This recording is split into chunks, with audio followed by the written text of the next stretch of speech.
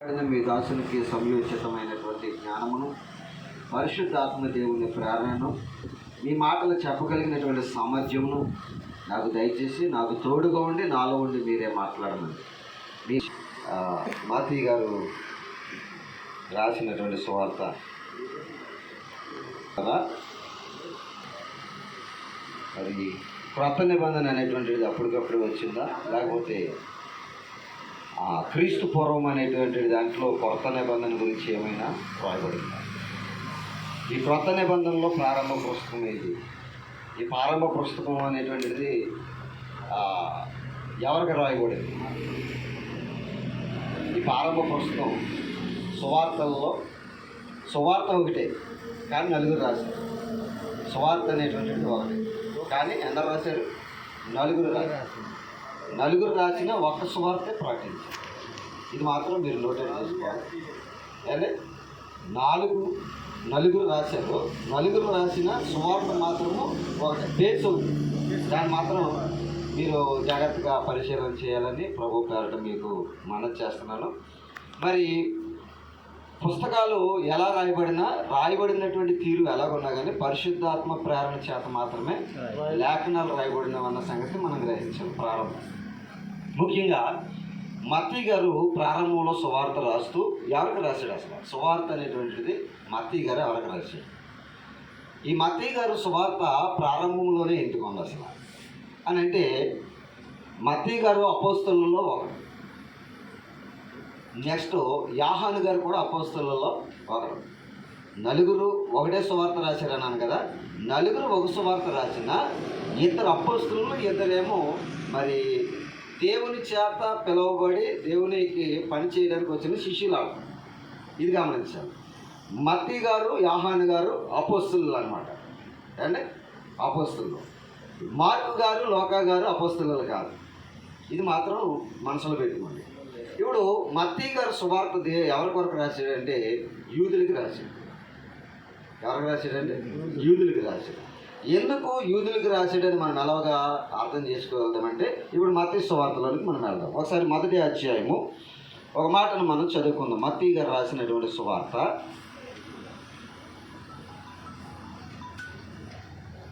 మత్తయి గారు రాసినటువంటి సువార్త మొదటి వచనం చదువుకుందామండి. మనం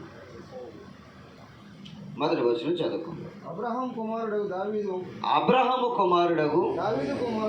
దావీదు కుమారుడైన ఏంటి? ఇక్కడ మీరు ప్రారంభం బాగా గమనించాలి. అబ్రహాము కుమారుడైన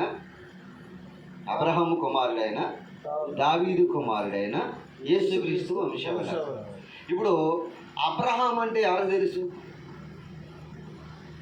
అన్యులకి అబ్రహాం గురించి ఏం తెలుసా? ఇప్పుడు సువార్త ప్రకటించడానికి వెళ్ళినోళ్ళు డైరెక్ట్గా అబ్రహాం కుమారుడు దావీదు కుమారుడు గురించి మీకు యేసుక్రీస్తు గురించి చెప్తున్నామంటే అబ్రహాం ఎవడో దావీదు ఎవడో అని అడుగుతారు. బాగా గమనించారు. ప్రశ్న క్రాస్ చేయాలి ప్రతి వాళ్ళు.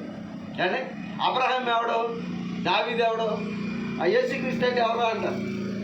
కనుక అన్యులకు కాదు ఇది రాసింది. ఎవరికే? యూదులకు రాశాడు. ఎందుకంటే యూదులకు అబ్రహాం గురించి తెలుసు, దావీదు గురించి తెలుసు. ఆ యేసుక్రీస్తు వారు ఏ వంశంలో నుంచి వస్తాడో కూడా వాళ్ళకి లేఖనాల ప్రకారంగా అన్నీ తెలుసు. అందుకనే పరిచయం ఎలా చేస్తున్నాడంటే ఈయన మత్తయి గారు యేసుక్రీస్తు గురించి పరిచయం చేసినప్పుడు, ఈయన అబ్రహాము వంశంలో నుంచి వచ్చిన వాడు. అబ్రహాము వంశంలో ఇస్సాకు వచ్చాడు, ఇస్సాకులో యాకోబు వచ్చాడు, యాకోబులో 12 గోత్రాలు వచ్చినాయి, 12 గోత్రాల్లో యోధా గోత్రం వచ్చింది, యోధా గోత్రంలో దావీదు వచ్చాడు, ఆ దావీదు వంశావళిలో నుంచే యేసుక్రీస్తు వచ్చాడు అనేటువంటి పరిచయం చేస్తున్నాడు అనమాట. ఈ పరిచయము 27 పుస్తకాలు. ఎన్ని పుస్తకాలు? 27 పుస్తకాలు. ఈ 27 పుస్తకాలని మనము ఈ క్రీస్తు పూర్వము క్రొత్త నిబంధన అనేటువంటిది క్రీస్తు పూర్వం 600 సంవత్సరాల క్రితం రాయబడింది. ఎన్ని సంవత్సరాలు? క్రీస్తు పూర్వము 600 సంవత్సరాలకు ముందే క్రొత్త నిబంధన గురించి దేవుడు వాగ్దానం చేశాడు. ఎక్కడ చేశాడు చూద్దాం ఒకసారి. ఇర్మియా గ్రంథం 31వ అధ్యాయం. ఇర్మియా గ్రంథము 31వ అధ్యాయం. దయచేసి మనము జాగ్రత్తగా చదువుకుందాం. 31వ అధ్యాయము 31వ వచనం చదవండి ఒకసారి. ఇదిగో నేను ఇశ్రాయేలు వారితోను యోధా వారితోను క్రొత్త నిబంధన చేయు దినములు. చూసారండి, దేవుడే స్వయంగా మనతో చెప్తున్నాడు. ఒకనాడు ఇర్మియా గారితో చెప్పాడు, క్రీస్తు పూర్వము 600 సంవత్సరాలకు ముందు నేను ఒక క్రొత్త నిబంధనను చేస్తున్నానని ఎవరు చెప్పాడు? దేవుడు ఇర్మియా ద్వారా యూదులకు నేను క్రొత్త నిబంధన ఇవ్వబోతున్నాను అని చెప్పాడు. క్రొత్త నిబంధన ఇవ్వబోతున్నాను అన్నాడు. ఎందుకని? పాత నిబంధన ఇశ్రాయేలీలకు మాత్రమే. పాత నిబంధన ఇశ్రాయేలీలకు మాత్రమే. ఇప్పుడు క్రొత్త నిబంధన ఎందుకంటే ఏ ఆత్మ కూడా నశించిపోవడం దేవునికి ఇష్టం లేక అందరినీ సమైక్యపరచడానికి, సమాధానపరచడానికి యేసుక్రీస్తు వారు రావడానికి కారణమైంది కనుక యేసుక్రీస్తు వారి ద్వారా ఏమి ప్రారంభమైంది? క్రొత్త నిబంధన ప్రారంభం. అందుకే యేసుక్రీస్తు వారు తాను అప్పగింపబడిన రాత్రి ఒక రొట్టెని ఎత్తుకుని, ఇది మీ కొరకు ఇవ్వబడుచున్న నా శరీరము, ఇది మీ కొరకు చిందింపబడుచున్న నా నిబంధన రక్తం అన్నాడు అనమాట. నిబంధన అంటే క్రొత్త నిబంధన. మళ్ళా క్రొత్త నిబంధన తీసుకొచ్చి ఇశ్రాయేలీల్ని, యూదుల్ని, అన్యజనుల్ని అందరినీ మరలా ఏకం చేసి దేవుని పిల్లలుగా ఉండటానికి అత్యధికమైనటువంటి కారణం చేశాడు.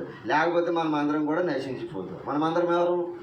ఇశ్రాయేలీలు పెట్టి చాలామంది ఇశ్రాయేలీలు అంటారు. ఇశ్రాయేలీలు కాదు, మనం అందరం కూడా అన్యులు. మన దేశం కూడా అన్య దేశం. మేము ఇండియన్ అంటే ఏంటి? హిందూ దేశం. హిందూ దేశం అనేటువంటిది మరి ఎక్కడ రాయబడి ఉంది? అసలు ఈ దేశం గురించి ఏమైనా రాయబడి ఉందా అంటే ఉందా? రాయబడి ఉందా? ఎక్కడ ఉంటుంది ఏమండి? ఎక్కడ ఉంది? హిందూ దేశం గురించి ఎస్తేరు గ్రంథంలో ఉంటుంది. ఏ గ్రంథంలో ఉంటుంది? ఒకసారి చూద్దాం. మీకు డౌట్ వస్తే నేను చూపిస్తాను. ఎస్తేరు గ్రంథము ఏంటి? 1వ అధ్యాయము 1వ వచనం అనుకుంటా, చదవండి. ఏమని రాయబడి ఉంది అక్కడ? ఎస్తేరు గ్రంథము అహష్వేరోషు దినములలో జరిగిన చర్యల వివరములు. చూసారండి, హిందూ దేశం మొదలుకొని అంటే కూర్షు దేశం వరకు 127 సంస్థానాలు అయ్యి. హిందూ దేశం అంటే ఏ దేశం అనుకున్నారు? మందే. మీరు మ్యాప్లో చూసుకోండి, గూగుల్లోకి వెళ్ళండి, ఎక్కడికి వెళ్ళినా హిందూ దేశం అనేటువంటిది ఎక్కడికి వస్తుందంటే మందే. ఆసియా ఖండంలో ఉన్నటువంటి హిందూ దేశం. ఈ పర్ఫెక్ట్ లేఖనాల యొక్క సారాన్ని మనం అందరం కూడా గ్రహించాలని ప్రభు పేరటి మీకు మనం చేస్తున్నాను. కానీ క్రొత్త నిబంధన 27 పుస్తకాలు. ఈ 27 పుస్తకాలని మనం 5 భాగాలు చేసుకోవాలి. ఎన్ని భాగాలు చేయాలి? 5 భాగాలు చేయాలి. 5 భాగాల్లో మొదటి సువార్త. మొదటిది ఏంటంటే సువార్త. మొదటిది సువార్త. మీరు జాగ్రత్తగా గమనిస్తే ఈ క్రొత్త నిబంధనలు 5 యొక్క భాగాలుగా చేసుకున్న తర్వాత ఏంటి? మొదటి భాగం ఏంటంటే సువార్త. రెండో భాగం చరిత్ర పుస్తకం. రెండో భాగం ఏంటి? ఎందుకు చరిత్ర పుస్తకం అంటే మొదట 4 సువార్త రాశాడు. ఒకటే సువార్త 4 రాశారని చెప్పాను కదా. 4 ఒకటే సువార్త రాశారు. అది ప్రారంభం. రెండోది ఏంటి? యేసుక్రీస్తు తర్వాత క్రీస్తు వారు చేసినటువంటి కార్యాలు కానివ్వండి, అపోస్తలుల జీవిత చరిత్ర కానివ్వండి, ఇదంతా కూడా ఎక్కడ ఉంటుందంటే నెక్స్ట్ ఏమొస్తుంది? సువార్తల తర్వాత నెక్స్ట్ వచ్చేది ఏంటి? అపోస్తలుల కార్యం. అపోస్తలుల కార్యాన్ని ఏమన్నాడంటే చరిత్ర పుస్తకము అన్నాడు. ఏ పుస్తకం అంటే? చరిత్ర పుస్తకం. సువార్త వేరు, చరిత్ర పుస్తకం వేరు. ఇక 3వ భాగానికి వస్తే పౌలు గారి పత్రిక. ఎన్ని పౌలు గారి పత్రికలు ఎన్ని?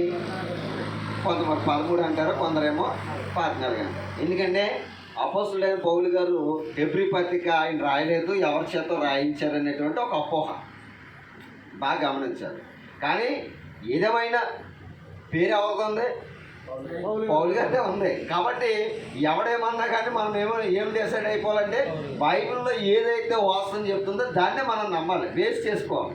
అంతేకాని నేనేదో చెప్పేసానని మనం నమ్మేయకూడదు. అంటే బైబిల్లో ఏదైతే బేస్ ఉందో దాన్ని బేస్ చేసుకుని మనం దేవుని యొక్క వాక్యాన్ని ప్రకటించాలి. ఇప్పుడు మూడవది ఏంటంటే పౌలు గారి పత్రిక. ఇక నాలుగవది పత్రిక యొక్క సారాంశం. నాలుగవది ఏంటంటే పత్రికల యొక్క సారాంశం. ఎందుకు పత్రికల యొక్క సారాంశం అని అంటే పత్రికలలో సంఘం యొక్క ఐక్యతను గురించి రాయబడి ఉంటుంది. సంఘం ఎలాగ ఉండాలి, సంఘంలో ఎలాంటి పరిస్థితులు ఉంటాయి, ఇవన్నీ కూడా పత్రికలో మరి సారాంశాన్ని చూపించింది, సంఘం యొక్క తత్వాన్ని చూపించింది ఎక్కడనంటే ఈ పత్రికల్లోనే ఉంటుంది. ఇది 4వ భాగం. 5వది ప్రకటన. ఇది దర్శన పుస్తకం. ఇదే పుస్తకం దర్శన పుస్తకం. దర్శనం అంటే ఇందులో జరగబోయేది మాత్రమే ఉండదు అనుకోవడం తప్పు. ప్రకటన గ్రంథం అంతా కూడా జరిగినది ఉంటుంది, జరుగుతున్నది ఉంటుంది, జరగబోయేది కూడా ఉండదు. అందుకే భూత వర్త భవిష్యత్ కాలం అన్నాడు. భూతకాలము, వర్తమాన కాలము, భవిష్యత్ కాలము అన్నాడు. ఈ క్రొత్త నిబంధనలో 27 పుస్తకాలు 5 భాగాలు తీసుకుంటే 5 భాగాల్లో మొదటిది సువార్త. ఈ సువార్తలో మొదటి ప్రారంభము సువార్త ఎవరికి చేశారంటే యూదులకి చేశారు. మొదట రక్షించబడిన వాళ్ళు ఎవరు? మొదట రక్షించబడిన వాళ్ళు ఎవరు?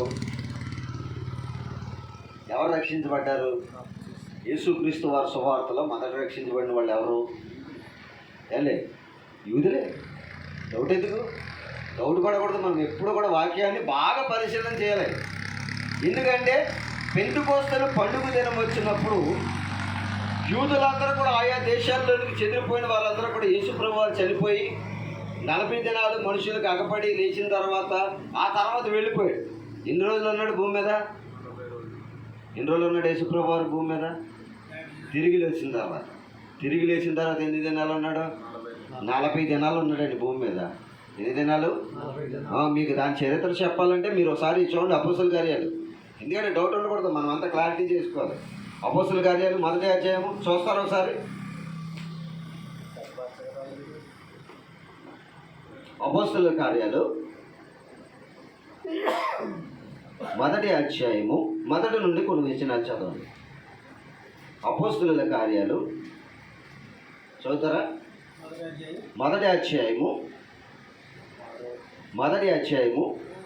1 నుండి మనం కొన్ని వచనాలు చదువుకుందాం. ఓ దెయోఫిలా, యేసు తాను ఏర్పరచుకున్న అపోస్తలులకు పరిశుద్ధాత్మ ద్వారా ఆజ్ఞాపించిన తరువాత ఆయన పరమునకు దినము వరకు ఆయన చేయుటకును బోధించుటకును ఆరంభించిన వాటినన్నిటిని గూర్చి నా మొదటి గ్రంథములో రచించితిని. ఆయన శ్రమపడిన తరువాత 40 దినముల వరకు వారి కగపడుచు దేవుని రాజ్య విషయములను గూర్చి బోధించుచు అనేక ప్రమాణములను చూపి వారికి తనను తాను సజీవునిగా కనపరుచుకున్నాడు అని ఉంది. ఎన్ని దినాలు ఉన్నాడని ఉంది? 40 దినాలు డిక్లేర్ అనమాట. లేచిన తర్వాత ఎన్ని దినాలు ఉన్నాడంటే 40 రోజులు అగపడ్డాడు. శిష్యుల్ని మళ్ళా దొడపరిచాడు. ఎందుకంటే అప్పటికి శిష్యులు ఏమైపోయారంటే ఆయన మరణమును చూసిన వారు చెల్లాచెదురైపోయారు. శిష్యులందరూ చెల్లాచెదురైపోయారు.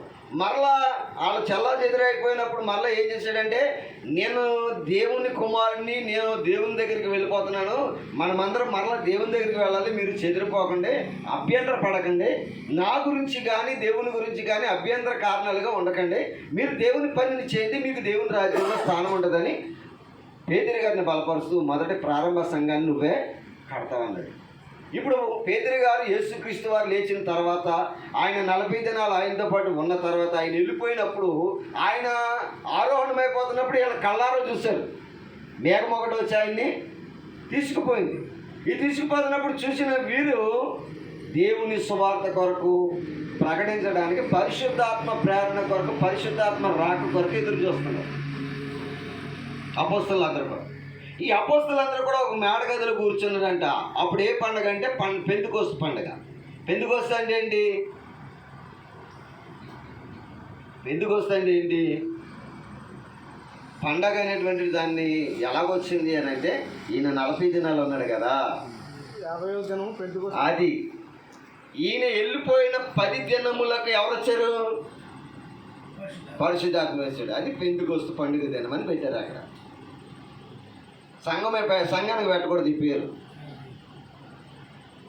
బాగా ఆలోచించాలి. ఏదైతే అది సంఘానికి పేరు పెట్టేయకూడదు. సంఘం ఎవరితో ముందరగా గ్రహించాలి. సంఘానికి శిరస్సు ఎవరో గ్రహించాలి. సంఘం ఎవరి నుండి పుట్టిందో గ్రహించాలి. ఆ సంఘానికి మనము ఎలా ఉండాలంటే అవయవాలుగా మారాలంట. సంఘము క్రీస్తుది. స్వరక్తం ఇచ్చి క్రీస్తు సంపాదించాడు సంఘాన్ని. ఇప్పుడు మనమందరం ఎవరికి అవయవాలుగా మారిపోవాలి? క్రీస్తుకే అవయవాలుగా మారిపోవాలి. మరి హెడ్ లేకుండా కింద అవయవాలు ఉంటే పని అవుతుందా? మనమేమో అవయవాలను పెట్టుకుంటున్నాం కానీ హెడ్ ఉండలేదు. అంటే అర్థం ఏంటంటే సంఘం ఉంటుంది కానీ సంఘానికి మాత్రం క్రీస్తు శిరస్సుగా ఉండలేదు. కారణం ఏంటంటే సంఘానికి క్రీస్తు అనేటువంటి శిరస్సు పెట్టడం లేదు. పెంతెకొస్తనో, హెబ్రోనో, ఏంటి లెమన్ ఎవెంజలికలను, లేకపోతే ఆ బైబిల్ మిషన్ అనే బైబిల్ మిషన్ ఏంటండి బాబు? ఇలాగో వ్యత్యాసాలు బైబిల్కి లేనటువంటి వాటిని కలిపి వీళ్ళ సొంత ఆలోచనలతో సంఘాలు స్థాపించారు. ఇప్పుడు పౌలు గారు కానివ్వండి, లేకపోతే అపోస్తలులైనటువంటి పేతురు గారు కానివ్వండి, వాళ్ళు చేసినటువంటి పరిచయం ఎలాంటిదంటే యేసుక్రీస్తునే శిరస్సుగా పెట్టారు.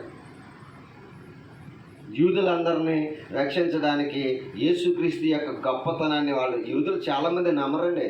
చాలా కఠినలలో వాళ్ళని ఒప్పించి రక్షించడం అంటే చాలా కఠినమైన పని. మనోళ్ళు కూడా చూడండి, చాలామందికి మనం వాక్యం చెప్తే మారరు చాలామంది. కారణం ఏంటంటే వాళ్ళలో కఠినత్వం ఎక్కువైపోతుంది. వాక్యం చెప్పే కొద్ది మనుషులు ఎలా మారిపోతారంట? కఠినులుగా మారిపోతారంట. అందుకనే మనము ఓర్పుతోనూ, సహనముతోనూ, సాత్వికముతోనూ ఒక్క ఆత్మనైనా రక్షించడం కొరకు మనం ఏం చేయాలంట? ప్రయాసపడాలి.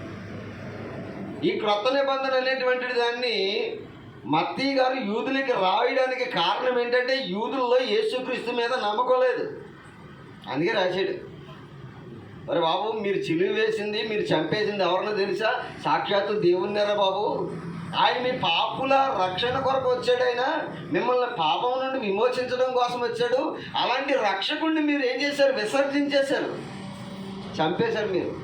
అందుకే దాని గురించి మరలా పేతురు గారు ప్రస్తావన ఎత్తుతూ ఉంటాడు. మీరు సిలువ వేసి చంపేసినటువంటి క్రీస్తే రక్షకుడని ప్రకటన చేస్తూ ఉంటాడు. బాగా గమనించాలి ఇవన్నీ కూడా. ఎందుకంటే పుస్తకం అంటే ఒక పుస్తకానికి చాలా ఆలోచనాత్మకమైనటువంటి సంగతులు ఉంటాయి. పుస్తకాన్ని బాగా నేర్చుకోవాలి. మత్తయి గారు ఎవరికి రాశాడో తెలుసుకోవాలి, మార్కు గారు ఎవరికి రాశాడో తెలుసుకోవాలి, లూకా గారు ఎవరికి రాశాడో తెలుసుకోవాలి, యోహాను గారు ఎవరి గురించి రాశాడో తెలుసుకోవాలి. వీళ్ళందరూ కూడా ఒక ఆయన గురించే రాశారు. కానీ ఎవరెవరికి రాశారు, ఎక్కడెక్కడ నుండి రాశారు, ఎలా రాశారు, అందరూ ఇందులో బైబిల్ గ్రంథం అంతా కూడా 42 మంది ప్రవక్తలు రాశారండి. ఎంతమంది? 42 మంది ప్రవక్తలు రాశారు. 42 మంది ప్రవక్తలు మనలా ఓ చోట కూర్చొని రాశారంటారు బైబిల్ని. అసలు ఎవరెవరికి సంబంధం మనకు తెలుసండి. ఎవరెవరికి సంబంధం లేకపోయినా ఒకటే వ్యక్తి గురించి రాశారంటే బైబిల్ ఎవరి చేత రాయబడింది? దేవుని ఆత్మ ప్రేరణ చేత మాత్రమే రాయబడింది. అందుకే ఇర్మియా గారు యెహోవా అంటాడు, యెహెజ్కేలు గారు కూడా యెహోవా అంటాడు. దేవుని గురించి వాళ్ళని సంబోధించడం ఎందుకు యెహోవా యెహోవా యెహోవా అని పాత నిబంధన అంతా కూడా మాట్లాడతారు అని అంటే వీళ్ళు ఎక్కడెక్కడో ఉండి రాశారు. కానీ రాయించింది మాత్రం తండ్రి అనే దేవుడు పరిశుద్ధాత్మ ప్రేరణ చేత రాయించాడు. అందుకని అందరూ ఒక ఆయన గురించే రాశారు. అందరూ భావితరాలు అంటే చరిత్రలో పితరుల కాలం కానించి కూడా ఆదాము మొదలుకొని భూమి మీద వంశావళులు ఎలాగొచ్చినాయో ఇవన్నీ కూడా అందరూ రాస్తారు. ఒకళ్ళే రాయరు, అందరూ రాస్తారు. అందరూ రాశారంటే కారణం ఏంటంటే బైబిల్ని దేవుడు ఒక్కడే పరిశుద్ధాత్మ ప్రేరణ చేత ఎక్కడెక్కడ ఉన్న వారిని ప్రేరేపించి రాయించాడు. ఈ పుస్తకాలన్నీ చేరడానికి చాలా ప్రయాసపడింది. ఇర్మియా గ్రంథం 2 సార్లు తగలబెట్టేశారు, అగ్నిలో కాలిపోయింది. ఏంటది? ఇర్మియా గ్రంథం, ఇర్మియా పుస్తకం మరి అప్పుడు మరలా దేవుణ్ణి ప్రార్థన చేయగా మరలా దేవుడు ప్రేరణించి మరలా రాయించాడు. ఎవరి చేత? ఇర్మియా గారి చేత. అని చరిత్రలు అండి. చరిత్ర మనం తెలుసుకోవాలి. అది పాత నిబంధన తెలుసుకున్నప్పుడు అర్థమవుతుంది. చెప్తాను పాత నిబంధన గురించి తర్వాత చెప్తాను. మరి బాలు గారు ప్రస్తుతానికి కొత్త నిబంధన గురించి చెప్పమన్నారు కాబట్టి కొత్త నిబంధనలోనికి మనం వచ్చాం. ఇప్పుడు జాగ్రత్తగా ఆలోచన చేసినట్లయితే మత్తయి గారు ప్రారంభించింది ఎవరితోటి? అబ్రహాము కుమారుడైన దావీదు కుమారుడైన యేసుక్రీస్తు వంశావళి. ఒకసారి మరలా మనం చదువుతాం. మత్తయి గారు రాసినటువంటి సువార్త, మత్తయి గారు రాసినటువంటి సువార్త 1వ అధ్యాయము 1వ వచనం. అబ్రహాము కుమారుడగు దావీదు కుమారుడైన యేసుక్రీస్తు వంశావళి అంటున్నాడు. యేసుక్రీస్తు వంశావళి అంట. ఎవరు వంశావళి అండి ఇది? అంటే యేసుక్రీస్తు వంశావళి అంటే ఆయనకి ఏదో వంశం ఉందని కాదు. అది కూడా అర్థం చేసుకోవాలి మీరు. అర్థమైందండి? యేసుక్రీస్తుకు వంశావళి ఉందంటే ఆయనకి మళ్ళీ పెళ్ళి అయిందా ఇవన్నీ ఆరాలు తెస్తారు చాలామంది. అవునా కదా? డౌటు.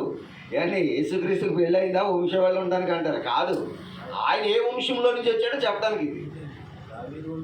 అదే ఆయన ఏ వంశంలో నుంచి బయలుదేరాడో, ఏ వంశంలో నుంచి రావడానికి ఈ వంశాలన్నీ వచ్చినాయో చెప్పడం కోసం పరిచయం చేస్తున్నాడు అనమాట. అసలు చరిత్రలు రాయాలంటే బైబిల్ సరిపోదు, పుస్తకాలు సరిపోవు. ఎవరిదే? ఆయన ఏ వంశంలో నుంచి వచ్చాడో ఆ వంశావళిలో పేర్లన్నీ రాస్తే ఆ బైబిలే చాలదు. అదనమాట. ఎందుకంటే ఎవరెవరు నేను వాళ్ళ పేర్లు పరిచయం చేసుకుంటూ వచ్చాడు అనమాట. ఎట్లో అబ్రహాం తర్వాత ఎవరు రావాలి? ఇసాకు రావాలి. ఇసాకు ఉన్నాడు ఇక్కడ. మరి ఎందుకు చేశాడు? ఎట్టన షార్ట్ కట్లు ఎక్కడికి వచ్చేసాడు? దావీదు దగ్గరికి వచ్చేసాడు. ఆ దావీదు గానికన్నా 1000 సంవత్సరాలు ఉన్నాయి. 1000 సంవత్సరాలు తేడా ఉంది. ఈ లోక ఎన్ని తరాలు పోయినాయి అదనమాట. అంటే పరిచయం చేయడం కోసం చేసాడే తప్ప చరిత్రలు మాత్రం అన్నీ రాయాలంటే కుదరదు. బైబిల్ని ఇలాగ అర్థం చేసుకోవాలి. ఎందుకంటే యేసుప్రభు వారు దావీదు పుట్టడం ఏంటంటే దావీదుకి యేసుప్రభుకి చాలా తేడా ఉంది కదా అంటారు. మరి మనం చరిత్ర తెలుసుకోకపోతే జనం దగ్గర ఏమైపోతాం? ఏమీ తెలియని వాడిగా ఎరుడైపోతాం.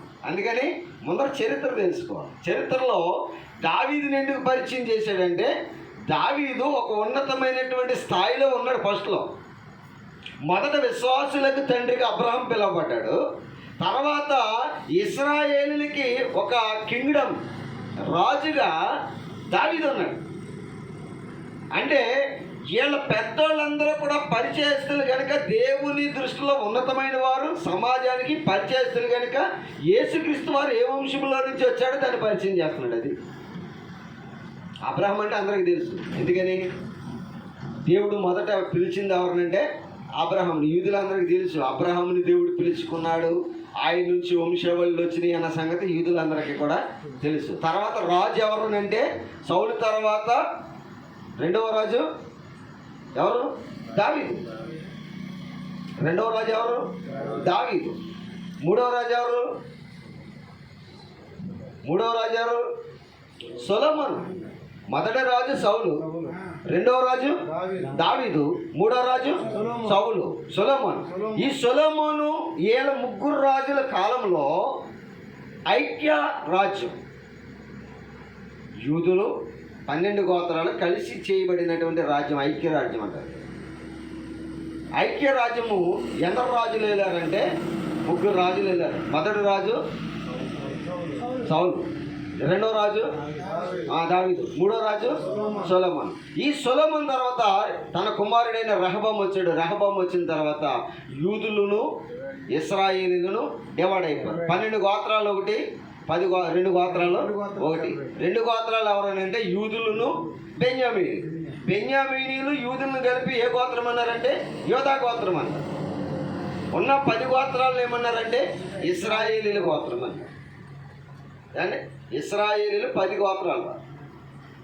అంటే 2 గోత్రాల వారేమో యూదులు అన్నారు. బెన్యామీను గోత్రమును యోధా గోత్రము 2 కలిపితే యోధా గోత్రం. అంటే బెన్యామీను గోత్రంలో పుట్టినవాడే అపోస్తుడైనటువంటి పౌలు. పౌలు కూడా ఈ గోత్రంలో పుట్టినవాడు, బెన్యామీను గోత్రంలో పుట్టినవాడు. ఈ బెన్యామీను గోత్రంలో పుట్టినవాడైన ఈయన కూడా ఏమంటాడంటే, నేను యూదుడను అంటాడు. నేను యూదుడను, నేను ఇశ్రాయేలీయుడను చాలా చెప్తాడు ఆయన. ఎందుకంటే ఎక్కడ ఎలాగూ ఉండాలో అలాగూ ఉండి దేవుని సువార్తను ప్రకటించడానికి అతడు ప్రయాసపడ్డాడు. మనం కూడా ఎవరి దగ్గర ఎలా ఉండాలో అలా ఉండి దేవుని యొక్క సువార్తను ప్రకటించాలి. మనమేం గొప్పళ్ళం కాదు, అందరం కూడా దేవుని గొప్పతనాన్ని చెప్పాలి అంతే. మన గొప్పతనం పక్కన పెట్టాలి. ఇప్పుడు పేతురు గారు ఉన్నాడు, ఆయన గొప్పతనం చెప్పుకోలేదు, యేసుక్రీస్తు యొక్క గొప్పతనాన్ని చెప్పాడు. యోహాను గారు ఉన్నాడు, ఆయన గొప్పతనం చెప్పుకోలేదు, నేను బాప్తిసం ఇచ్చి యోహానుని, నేనే గొప్పవాడిని అని అనలేదు. అబ్బా నువ్వు యేసుక్రీస్తు వారిని అడిగితే కాదు కాదు కాదు నా వెనక వచ్చేవాడు నాకంటే గొప్పవాడు. చూసారా ఎంత హెచ్చించాడు దేవుడిని, ఎంత తగ్గించుకున్నాడు చూసారా. అలాగే మనం కూడా ఇవాళ ప్రపంచంలో చూడండి, బోధకులు మోటివేట్ అవుతున్నారు, యేసుప్రభుని మాత్రం వెనక్కి గెంటేస్తున్నారు. చాలామంది 100కి 99% కూడా బోధకులు ఏమవుతున్నారు, మోటివేట్ అవుతున్నారు, సమాజానికి కనుపరుచుకుంటున్నారు. ఇప్పుడు సమాజం కూడా దేవుని మీద కంటే ఎవరి మీద ప్రేమ పెంచుకుంటుంది, సేవకుల మీద ప్రేమ పెంచుకుంటుంది. బాగా గమనించండి, సేవకులు కూడా సమాజాన్ని వారిపైన మరి ప్రేమ ఉంచడానికి మళ్ళించుకుంటున్నారు, కానీ వారు దేవుని ప్రేమను చూడాలనేటువంటి తత్వాన్ని వారికి తీసుకురావడం లేదు. యేసుక్రీస్తు యొక్క జనన విధానాన్ని ఆయన చెబుతూ ఉన్నాడు. ఎవరో మత్తయి గారు, అయ్యా మనం ఇప్పుడు సిలువేసింది ఎవరినో కాదు, ఆయన మరి సాక్షాత్తు అబ్రహాము సంతానములో నుండి పుట్టిన యోధా గోత్రంలో నుంచి వచ్చిన మరి యోసేపు అనేటువంటి ఒక ఆయనకి ప్రదానం చేయబడినటువంటి కన్యకకు పుట్టిన ఆ కుమారుడు ఎవరో కాదు, సాక్షాత్తు దేవుని కుమారుడు యోధా గోత్రంలో పుట్టాడు. ఆయన ఎందుకు వచ్చాడంటే పాపులను రక్షించడానికి వచ్చాడు. ఎందుకు వచ్చాడు అన్నాడు, పాపులను రక్షించడానికి వచ్చాడు అన్నాడు. ఈ కొత్త నిబంధన ఎన్ని భాగాలు చేసుకోవాలని చెప్పాను, 5 భాగాలు చేసుకోవాలి. 5 భాగాల్లో మొదటి భాగం ఏంటంటే సువార్త భాగం, రెండో భాగం చరిత్ర భాగం, మూడవది పత్రిక, అపోస్తులు అయిన పౌలు గారి యొక్క పత్రికలు, నాలుగవది సంఘ చరిత్ర, సంఘం యొక్క సారాంశం, 5వది దర్శన పుస్తకం. ప్రకటన గ్రంథం అనగానే 5వది దర్శన పుస్తకం. ఈ దర్శన పుస్తకంలో జరుగుతున్నది, జరిగినది, జరగబోతున్నది అది చెప్పేది దర్శన పుస్తకం. ఏం జరిగింది అనేటువంటిది పూర్వంలో ఉన్నటువంటి సంగతులను చెప్పింది, ఇప్పుడు జరిగినటువంటి సంగతులను చెప్తుంది, జరగబో సంగతులను కూడా చెప్తుంది. ఎందుకంటే ప్రకటన గ్రంథం అంతా కూడా చాలా క్రిటికల్గా ఉంటుంది. ఇప్పుడు 20వ అధ్యాయానికి వెళ్తే ఏం అర్థం కాదు, 20వ అధ్యాయంకి వెళ్తే ఏం అర్థం కాదు. అర్థం చేసుకోవాలంటే చదవాలి, బాగా ధ్యానించాలి. ధ్యానిస్తే మనకు అర్థం కాదంటే ఏమీ కూడా ఉండదు. ధ్యానించాలి, ఆలోచన చేయాలి, దీనికి లింక్ ఎక్కడ ఉందో చూసుకోవాలి. పుస్తకాలు అసలు ఎలా చదవాలో తెలుసుకోవాలి. ఈ పుస్తకాలు ఎలా చదివితే మనకు అర్థమవుతుందో కూడా తెలుసుకోవాలి. ఏ పుస్తకం ఎక్కడి నుంచి ఎలా చదవాలి, ఏ పుస్తకానికి ఏ పుస్తకం లింక్ అయిందో అన్నది మనం మొదటిగా తెలుసుకోవాలి. ఇప్పుడు పాత నిబంధనలో కూడా 39 పుస్తకాలు ఉంటాయి. ఎన్ని పుస్తకాలు ఉంటాయి? 39 పుస్తకాలు ఉంటాయి. 39 పుస్తకాల్లో ఎలా లింకప్ అయి ఉన్నాయో చూడాలి, చదువుకోవాలి. మనం వరుసటి చదువుకుంటూ వస్తే ఏమో అర్థం కాదు.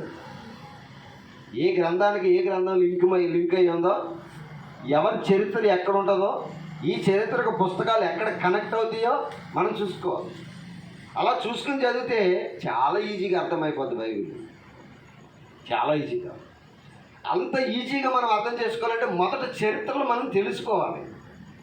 ఇప్పుడు మొదట రాజు సౌలు ఎక్కడి నుంచి ప్రారంభమయ్యాడు, ఎక్కడ ఎండ్ అయిపోయాడు, ఎక్కడ వరకు ఉంటుంది ఈ చరిత్ర, ఏ పుస్తకాల్లో ఈ చరిత్ర ఉంది, ఇదంతా లింకప్ చేసుకోవాలి.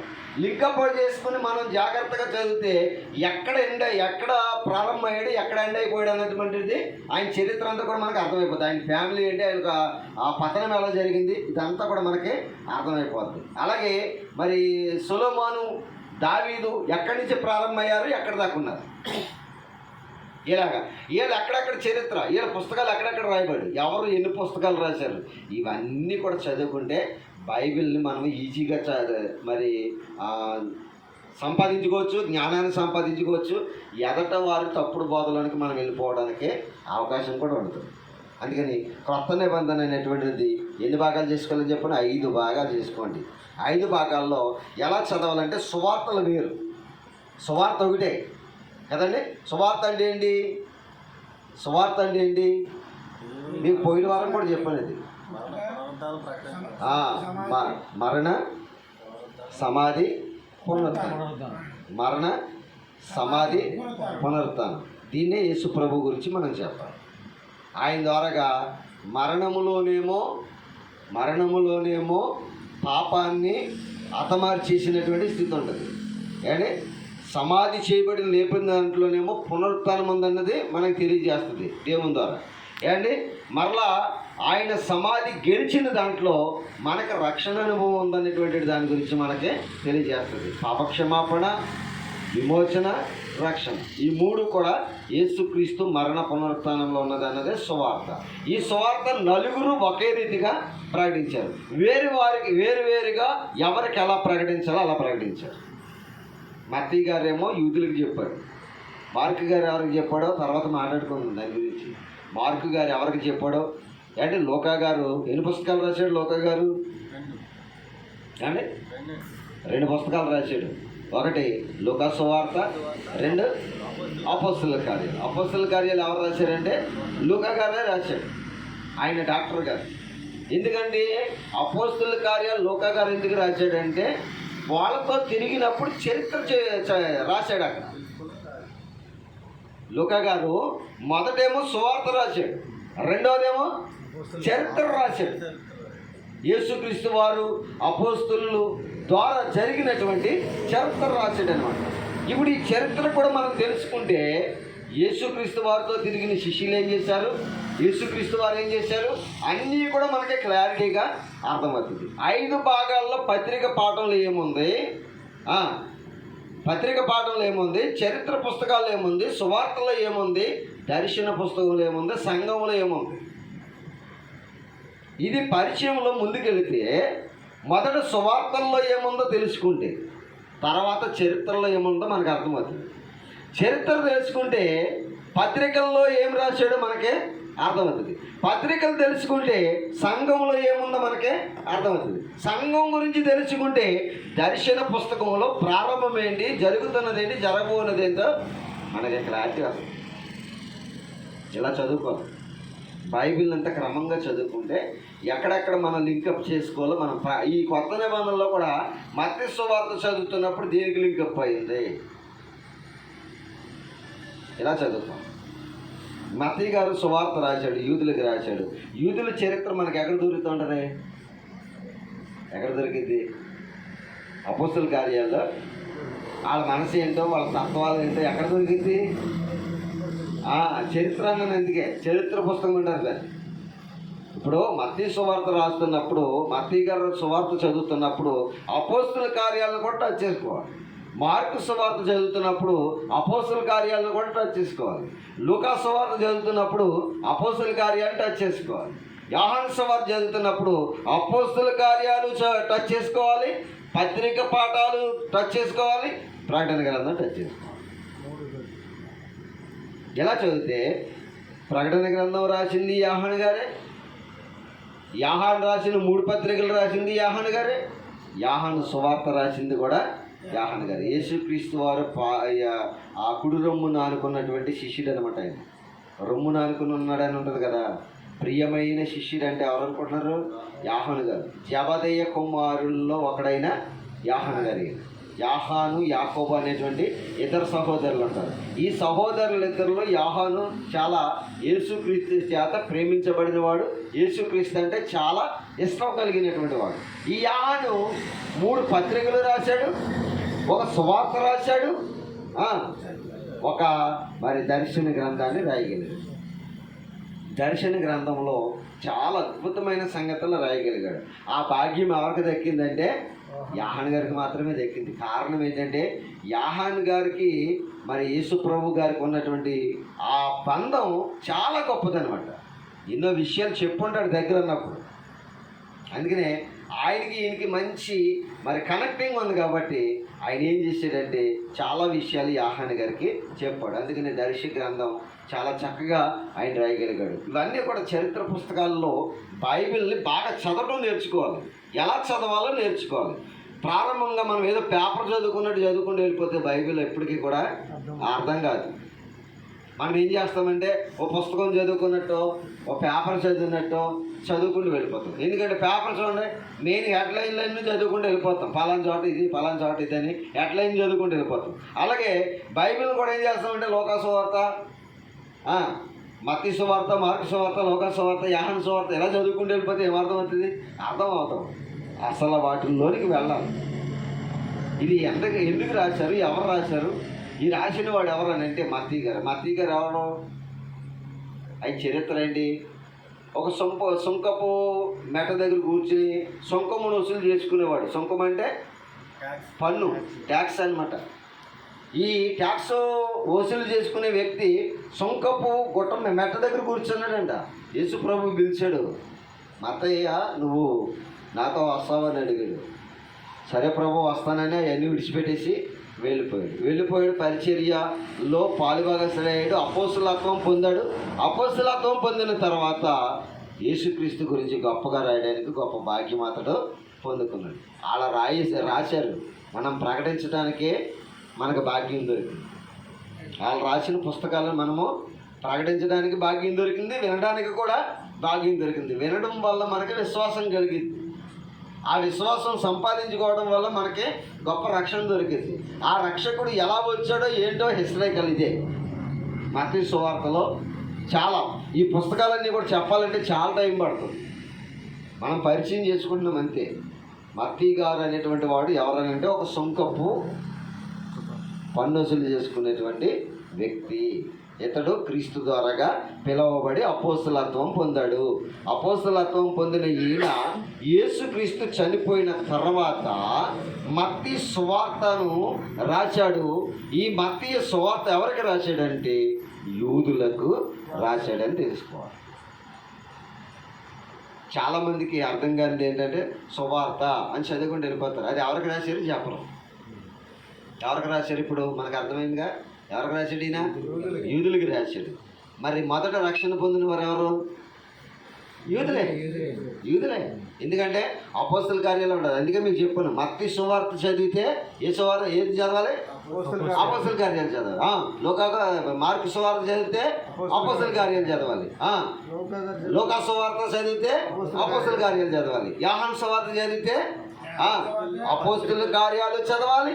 యోహాను 3 పత్రికలు చదవాలి. ప్రకటన గ్రంథం చదవాలి. ఇలా చదివితే యోహాను గారిలో ఉన్నటువంటి థియరీ అంతా కూడా మనకు అర్థమైపోద్ది. యోహాను గారు ఏం చెప్పాడు, ఎలా రాశాడు చూడండి. యోహాను గారి పరిచయమే ఎలా కూడా తెలుసా? యేసుక్రీస్తు గురించి గొర్రె పిల్లగా పరిచయం చేస్తాడు. మళ్ళీ ప్రకటన గ్రంథానికి వెళ్తే గొర్రె పిల్లగానే పరిచయం చేస్తాడు. మళ్ళీ విన్నారా మీరు? చూసారా మాటలు? యోహాను సువార్తలో ఇదిగో లోక పాపను మోసుకుని పోతున్న దేవుని గొర్రె పిల్ల అని బాప్తిస్మం ఇచ్చి యోహాను గారు చెప్తాడు. ఆ సందర్భాన్ని ఎవరు రాస్తారు? అపోస్తుడైనటువంటి యోహాను గారు రాస్తాడు. బాప్తిస్మం ఇచ్చి యోహాను వేరు, అపోస్తుడైనటువంటి యోహాను వేరు. యోహానులు చాలా మంది ఉంటారు, తెలుసుకోవాలి ఇవన్నీ కూడా. ఇందులో హేరోదులు ఉన్నారు. హేరోదులు ఎంతమంది? దేవుని చిత్తమైతే నెక్స్ట్ వారం చెప్తాను హేరోదులు ఎంతమంది అంటే. మనకి ఒక హేరోదు, మరి మనము చనిపోయిన ఒక హేరోదుని గురించే ఆలోచన చేస్తాం. చాలామంది హేరోదులు కనిపిస్తూ ఉంటారు. వీళ్ళందరూ ఎవరు అసలు? హిస్టరీ అలాగా తెలుసుకోవాలి. ఎందుకంటే మనకి వాక్యాన్ని చెప్పేటప్పుడు చరిత్ర తెలుసుకోవడానికి వాక్యాన్ని చెప్తే మనం లోకమైపోతాం జనం దగ్గర. అందుకని ముందర నేర్చుకోవాలి. చాలా ప్రయాసపడి నేర్చుకుంటేనే మనం చెప్పగలం. ఒక ఆత్మను రక్షించే చాలండి. ఎందరో జనం ముందు చెప్పాలనేటువంటిది ఏం సిద్ధాంతం కాదు. మనం ఒక ఆత్మను రక్షణ కొరకు ప్రయాసపడాలంటే. మీ జతకు ఒక పాపిని రక్షించారనుకో, అది గొప్పే కదా. దేవుని దగ్గర ఒక ఆత్మను రక్షించినటువంటి గొప్ప భాగ్యం మీకు దొరికింది. ఏమంటే అలా ప్రయాసపడి పుస్తకాలు రాశారు, దేవుని గొప్పతనాన్ని తెలియజేశారు. మనం దాన్ని తెలుసుకుని చదువుకుని సమాజానికి చెబుతూ మనం జాగ్రత్త పడుతూ కొంతమందిని రక్షణలోకి నడిపించాలి. మరి ఈరోజు మనం నేర్చుకున్న పాఠాంశం కొత్త నిబంధనలో ప్రారంభం. ఏం చెప్పాను మీకు? మత్తయి సువార్త 5 భాగాలు చేసుకోవాలి. 5 భాగాల్లో ఏమేమి? మత్తయి గారు సువార్త ఎవరికి రాశారు? యూదులకి రాశారు. రక్షణ ఎవరు పొందారు? యూదులే పొందారు. ఎందుకంటే పేతురు గారు సువార్త ప్రకటించినప్పుడు మరి 3,000 మంది మారు మనసు పొంది బాప్తిసం తీసుకున్న వాళ్ళు యూదులే.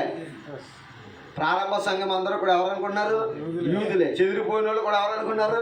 యూదులే. అది చరిత్ర తెలుసుకోవాలి మీరు ముందు. అదనమాట. మత్తయి సువార్త చదివినప్పుడు అపోస్తల కార్యాలు చదువుకోవాలి. మార్కు గారు రాసిన సువార్త చదివినప్పుడు అపోస్తల కార్యాలు చదువుకోవాలి. లూకా గారు రాసిన సువార్త చదివినప్పుడు అపోస్తల కార్యాలు చదువుకోవాలి. యోహాను గారు రాసిన సువార్త చదివినప్పుడు అపోస్తల కార్యాలు చదవాలి, పత్రికలు చదవాలి, ప్రకటన గ్రంథం. అదనమాట. దీని వరుసలో చదువుకుంటే ఏమేమి ఎక్కడెక్కడ ఉండి ఏమి రాశాడు అన్నది మనకి చాలా ఈజీగా అర్థమైపోతుంది. ఇప్పుడు యోహాను గారి గురించి మనకు ఎదురైంది అనుకోండి, యోహాను సువార్తలో యోహాను గారి గురించి ఎదురైనప్పుడు మరి అపోస్తల కార్యాలలోనికి వెళ్ళాలి. యోహాను గారి యొక్క జీవితం అక్కడ కూడా ఉండదు. కానీ అక్కడి నుంచి మళ్ళీ అక్కడికి వెళ్ళిపోవాలి, 3 పత్రికల్లోనికి వెళ్ళిపోవాలి, తర్వాత ప్రకటన గ్రంథంలోకి వెళ్ళిపోవాలి. అప్పుడు ఆయన యొక్క ఉద్దేశాలు ఏంటి, ఆయన సందర్భాలు ఏంటి, దేవుని గురించి ఆయన ఏం తెలుసుకున్నాడు అన్నది మనకే ఈజీగా అర్థమైపోతుంది. అలాగా బైబిల్ బాగా మనము పాండిత్యం చేస్తే మనకు అసాధ్యమైందంటే ఏమీ కూడా లేదు. దేవునికి అసాధ్యమైంది ఏముంది? అలాగే దేవరాత్రంలో దాన్ని ధ్యానించేవాడు ధన్యుడు అన్నాడు. మనం ధ్యానించే కొద్ది మనకేం దొరికింది? జ్ఞానం దొరికింది. కనుక అటు కృప మీరు అందరూ పొందాలని మీ అందరికీ ఇప్పుడు పరిచయం ఎలా చేసుకున్నామంటే, అబ్రహాము నుంచి యేసుక్రీస్తు యొక్క ఆ యొక్క జన్మ విధానాన్ని, వంశావళి తీరును ఎలాగొచ్చిందో చెప్పడానికి అబ్రహాము నుంచి తీసుకున్నాడు దేవుడు. అంటే అబ్రహాముని పరిచయం చేసింది ఎవరనంటే మత్తయి గారు. ఎందుకు మత్తయి గారు అబ్రహామునే పరిచయం చేశాడంటే, యూదులకు అబ్రహాం ఎవడో తెలుసు, దావీదు ఎవడో తెలుసు. ఉన్నవాళ్ళు ఎవరో చెబితే వాళ్ళకేమీ కూడా అర్థం కాదు. ఇంకో విషయం చెప్తాను ఆఖరుగా. యేసుక్రీస్తు వారి గురించి నలుగురు కూడా సువార్తలు ఏమంటారంటే దేవుని కుమారుడు అంటారు. దేవుని కుమారుడు అంటే యూదులు ఏమన్నారు చెప్పండి? మీకు ప్రశ్న వేస్తున్నాను. ఏమన్నారు ఆయన్ని? నువ్వు దేవుని కుమారుడు, దేవునితో సమానంగా చేసుకుంటావు అనే కదా సిలువేశారు. అప్పుడు అర్థమైపోవాలన్నట్టు మీకు. దేవుని కుమారుడు అంటే వాళ్ళకి అర్థం కాదు. అందుకే ఎవరి కుమారుడని పరిచయం చేశాడు మత్తయి గారు? అబ్రహాము కుమారుడైన, దావీదు కుమారుడైన యేసుక్రీస్తు వంశం. అది అందుకు పరిచయం చేశాడు. ఎందుకంటే ఆల్రెడీ దేవుని కుమారుడు ఒప్పుకోలేదన్న, దేవుని కుమారుడు అన్నందుకే సిలువేశారు యూదులందరూ కూడా. క్లారిటీ వచ్చింది మీకు? ఈయన దేవుని కుమారుడు అంటే ఒప్పు, నువ్వు దేవునితో సమానం చేసుకుంటావారా అని అనలేదా? నువ్వు దెయ్యం పట్టినోడు రా, నువ్వు తిండిపోతురా, తాగుబోతురా అనలేదా? సిలువ ఎందుకు వేశారు? దేవుని కుమారుడు అన్నందుకే. దేవునితో సమానంగా చేసుకుంటాడు వీడు. ఎవరు పుట్టాడు? ఒక మరియమ్మకు పుట్టాడు. యేసేపు కుమారుడు కదా, వడ్లవారి కుమారుడు కదా, వీడు దేవుని కుమారుడు అన్నారు ఏంటని సిలువేశారు. అర్థమైంది ఇప్పుడు మీకు? బాగా క్లారిటీగా అర్థం చేసుకోవాలి.